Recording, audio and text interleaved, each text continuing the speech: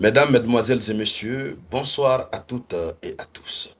À la une de l'actualité internationale, plus de doute.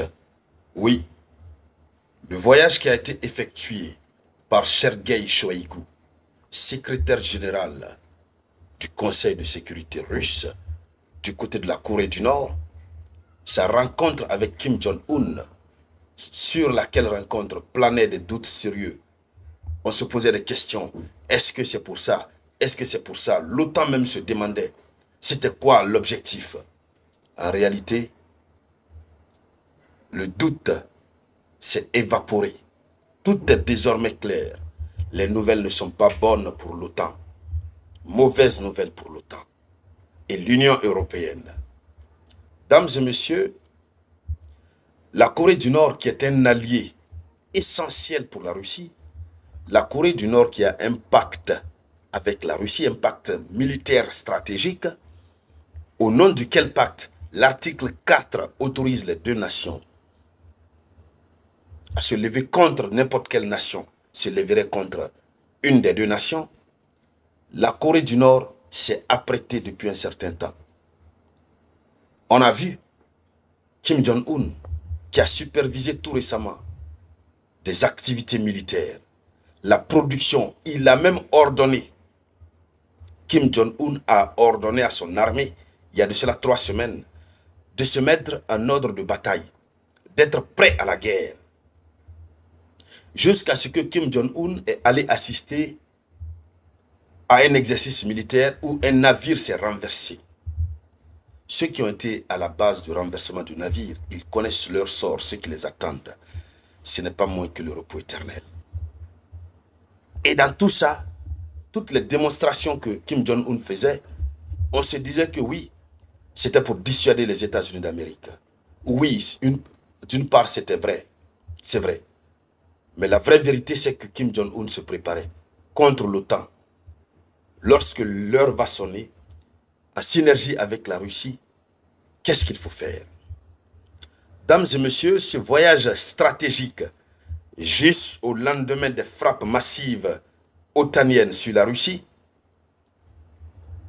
ça avait créé beaucoup de doutes, mais désormais c'est clair. Kim Jong-un et la Russie se sont entretenus. Le sujet principal, c'était l'Ukraine. Ils ne l'ont pas caché. Le sujet principal, c'était l'Ukraine. Et c'est de cela que nous parlerons dans le cadre de cette vidéoconférence. Mais je vous demande de partager cette vidéoconférence au maximum. Quand vous partagez, ça donne plus de visibilité. Quand vous mettez les cœurs, ça donne du poids à la vidéoconférence. Quand vous laissez beaucoup de commentaires, soit salut le samouraï, ça me donne le courage de continuer à vous donner les bonnes informations, bien décryptées. C'est ça. Et si c'est votre première fois de tomber sur ma vidéo, cliquez pour vous abonner. C'est gratuit. Allons-y dans les profondeurs, mesdames, mesdemoiselles et messieurs. Avant d'aller, laissez-moi préciser que ça pleure du côté de l'Union européenne. Parce que l'Amérique veut laver ses mains dans cette affaire. Poutine a toujours dit que lui, il veut la paix et non pas la guerre. Vu l'allure des choses, l'Amérique est en train de faire un genre, l'Europe ne peut pas accepter. Ils ont décidé donc de demander pardon à Donald Trump. Allons-y dans les profondeurs. Rassurez-vous, est-ce que vous avez partagé la vidéoconférence? Est-ce que vous avez partagé? Rassurez-vous. Vérifiez voir, est-ce que vous avez partagé? Voilà. Selon l'information officielle, l'Ukraine était au cœur des sujets des entretiens entre Sergueï Shoïgu et Kim Jong-un. Sergueï Shoïgu, c'est le ministre, du moins c'est le secrétaire général du Conseil de sécurité russe. C'est lui l'ancien ministre de la défense ukrainienne, l'ancien ministre de la défense russe. C'est sous son aire que l'opération militaire spéciale a été organisée et engagée. Donc, c'est lui, il est le cerveau. C'est lui que Poutine a désigné pour aller échanger avec son frère, Kim Jong-un, sur ce qu'il faut par rapport à l'Ukraine, ce que la Russie est en train de préparer. Selon l'information officielle, l'Ukraine était au cœur du sujet. Ensuite, pour masquer un peu, parce que la Russie n'aime pas trop s'exposer. Ils ont abordé un peu d'autres sujets. Voici donc les sujets clés qui ont été évoqués par le secrétaire du Conseil de sécurité russe à Pyongyang et le dirigeant nord-coréen. Et cette information est donnée par l'ambassade russe en Corée du Nord. Premièrement, ils ont parlé du partenariat Russie-Corée du Nord dans les différents domaines. Domaines. Le partenariat. Le premier domaine qui intéresse ce partenariat, c'est le domaine militaire. Et vous savez que la Russie, c'est elle qui a commencé à être gentille envers la Corée du Nord.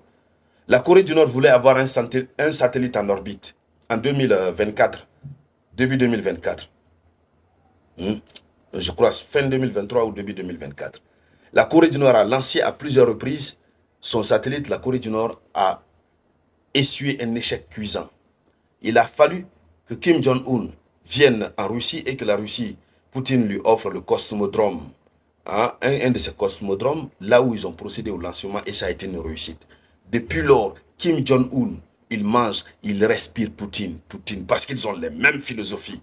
Et l'intelligence que lui il a chez lui, c'est seulement Poutine qui peut l'aider à réaliser ses intentions maléfiques. Alors donc, il ne lâche pas Poutine d'un seul pas.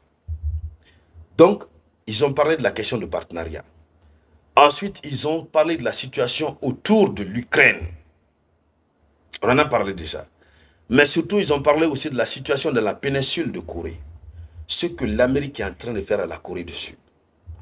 Alors, c'est un dialogue stratégique qui pourrait redessiner les dynamiques géopolitiques selon la diplomatie russe. Ça va redessiner les choses. Et les discussions se sont déroulées dans une atmosphère d'entente amicale, selon les propos tenus par les Russes. Donc, voici, le doute est levé. On va dire autrement, il était allé pour préparer la guerre. Pendant que Sergei Shoigu est à Pyongyang, pendant ce temps, Poutine a convoqué un conseil de ministres qui ressemble à un conseil de guerre. Vous savez, Poutine part méthodiquement. Il ne peut pas engager comme ça, dire lancer sans convoquer ses ministres, sans leur en parler. La Douma d'État russe aussi doit participer à l'élaboration de la stratégie et donner son accord. Là, quand Poutine va commencer, son peuple ne se plaindra pas. Aucune institution russe ne se plaindra. Parce qu'il aura suivi à la lettre ce qu'il faut. Les textes juridiques sont en train d'être modifiés. Les conseils se tiennent. Poutine, vraiment, il est en train de se préparer. Donc l'Institut n'avait pas tort. Et par rapport à ça, ça tremble à l'OTAN. Et l'OTAN a décidé de voir le cas de l'Amérique. Seule l'Amérique peut sauver l'OTAN.